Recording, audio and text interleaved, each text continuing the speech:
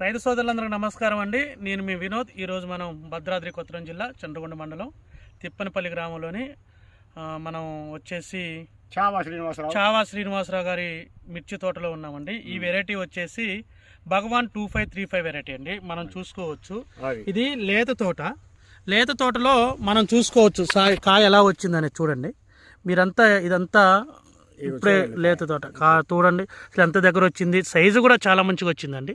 మనం సైజు కూడా చూసుకోవచ్చు, చాలా బాగా వచ్చింది. ఈ తోట కూడా చూడండి, శ్రీనివాస్ గారు మనకి తోట చూపిస్తున్నారు. చూడండి ఎంత బాగా వచ్చింది అనేది కూడా మనం చూసుకోవచ్చు.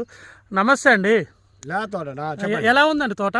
బాగుందండి. విత్తనం మంచిదేనండి. విత్తనం మంచిదేనా? సైజ్ ఎలా అనిపిస్తుంది? కాయ సన్నంగా ఉంది, చాలా కాయ కూడా మంచిగా వచ్చింది.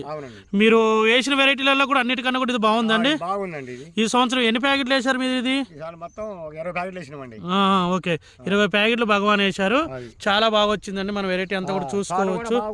తోట కూడా చాలా బాగా వచ్చింది, నల్లి కూడా లేదు, కాయ సైజ్ కూడా అంత బాగా వచ్చిందండి. ఇది వచ్చేసి తిప్పనపల్లి అండి. తిప్పనపల్లిలోని మనం శ్రీనివాస్ గారి తోటలో ఉండటం అనేది జరిగింది.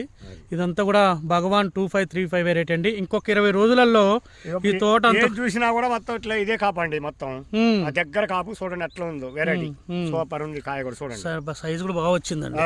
సైజ్ కూడా బాగుందండి. సైజ్ కూడా బాగా వచ్చింది.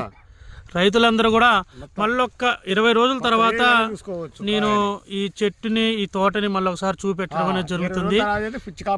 ఇది భగవాన్ 2535 వెరైటీ అండి. చూసినా అంతేనండి. కాయ చూడండి, అదే కాయ ఎలా వచ్చిందో కాయ చూడండి. నల్లి కూడా లేదండి, నల్లి కూడా లేదు, చాలా బాగా వచ్చింది. ఈ వెరైటీ వచ్చేసి భగవాన్ 2535 వెరైటీ అండి. రైతులందరికీ మళ్ళొక్క 20 రోజుల తర్వాత ఈ తోటని చూపెట్టడం అనేది జరుగుతుంది.